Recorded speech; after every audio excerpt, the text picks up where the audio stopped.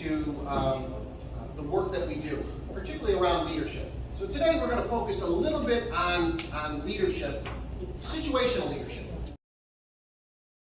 But you still have to kind of figure it out within the context of your school community, which is extremely difficult.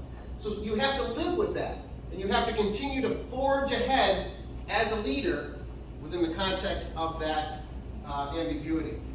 And then you have to accept these paradoxes. You have to accept certain paradoxes that things are not always going to be as they seem.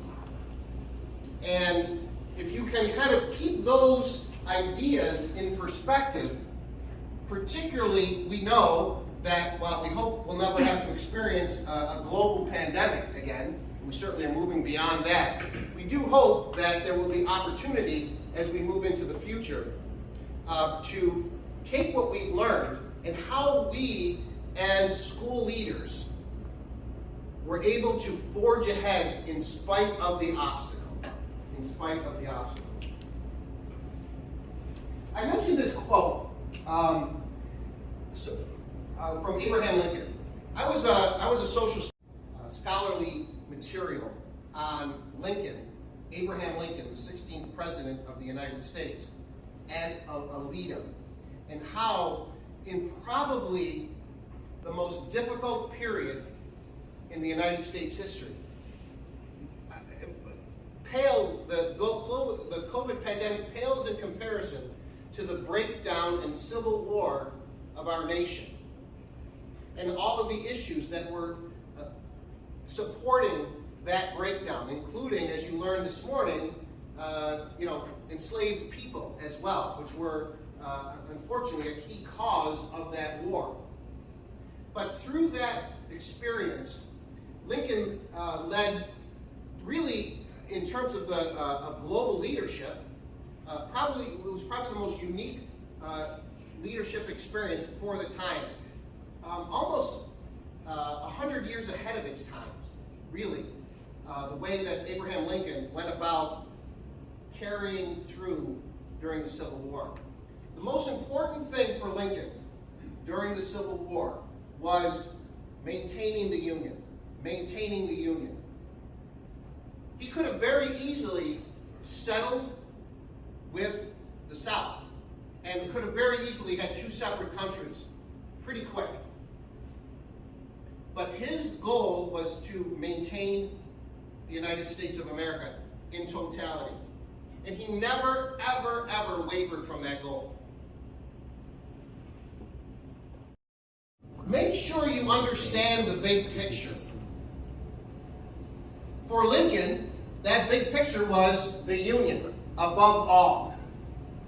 And so he would have to, once he had that in his mind, he could then make those hard decisions he had about whether it was replacing a general over the course of the war to find the right fit that was going to lead the Army of the Republic to victory.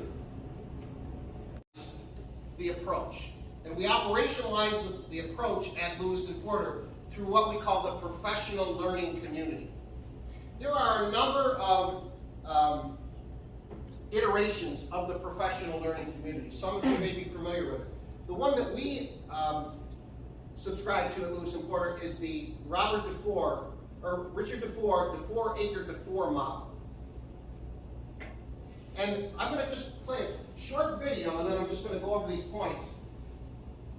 But this is what how a professional learning community operates in a secondary school.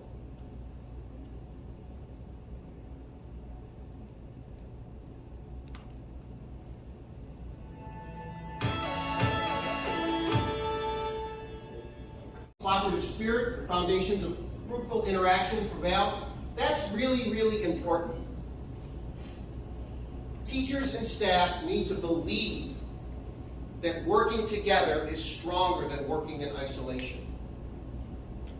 And for a long time, teachers, and maybe you see this, have thought of themselves as independent contractors.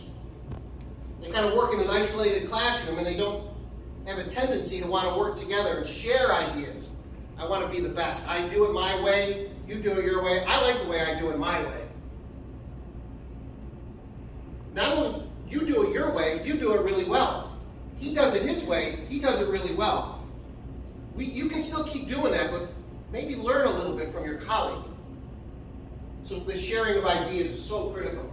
Cultivating leadership in others so that teachers and other adults assume their parts in realizing the school vision. I can't express that enough, and I see that oftentimes working with the international schools, how there's leadership, situational leadership happening all across these organizations that we have here in the International Student Science Network.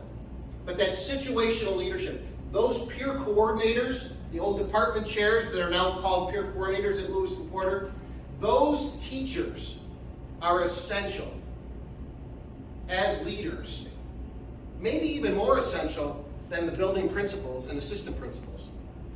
Certainly more essential than me. They definitely don't need me getting in their way. But those peer coordinators as role models, teacher role models, moving the ball forward with ideas. Improving instruction to enable students and enable teachers to teach at their best and students to learn at their utmost. And again, the important piece there is that collaboration. And then managing people, data, and processes to foster school improvement. I can't stress enough how important it is to always go back to the data. Use the data to drive future decisions about instruction, about groups of kids, about individual students, so that you can meet their individual needs. It's just absolutely essential.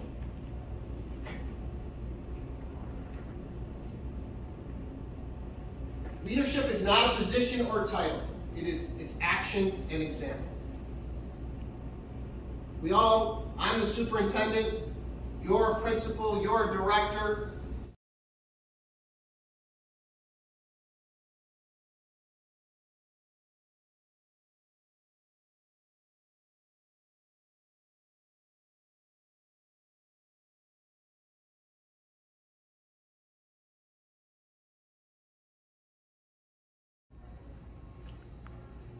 오늘은 비가 와요.